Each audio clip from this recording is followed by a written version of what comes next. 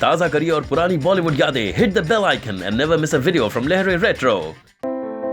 70 के दशक में परवान चढ़े परवीन बॉबी और डैनी के रिलेशनशिप की खबरों के बारे में हम अक्सर पढ़ते रहते हैं, पर इन दोनों के अलग होने की असली वजह आज तक कोई जान नहीं पाया।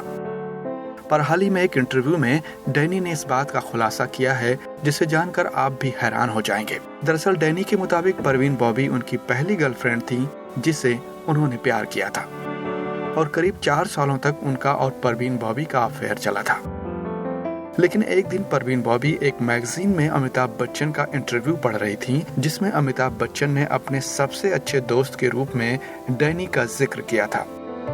इस इंटरव्यू को पढ़कर परवीन बॉबी काफी अपसेट हो गई थी। डैनी के मुताबिक दूसरे दिन जब वो परवीन बॉबी से मिलने आए तो परवीन ने दरवाजा नहीं खोला और चाबी के होल से ही देखकर कहा कि तुम अमिताभ बच्चन के एजेंट हो और मिलने से साफ मना कर दिया।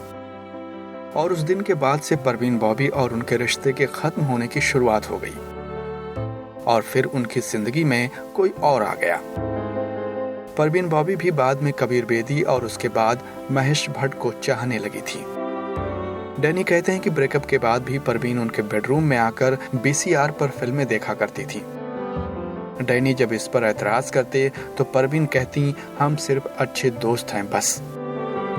डैनी ने अपने इंटरव्यू में ये भी बताया है कि कैसे उन्हें पहली बार ये पता चला था कि परवीन बॉबी पैरानॉइड सिजोफ्रेनिया से पीड़ित हैं। वो कहते हैं कि एक बार मैंने परवीन के घर में रखा शंख बजा दिया था जिससे वो काफी डर गई थी। तभी मैं समझ गया था कि कुछ न कुछ गड़बड़ जरूर है।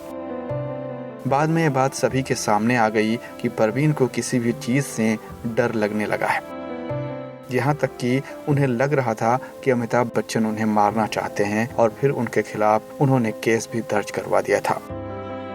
इस बीमारी की वजह से परवीन जीवन भर अकेली रही।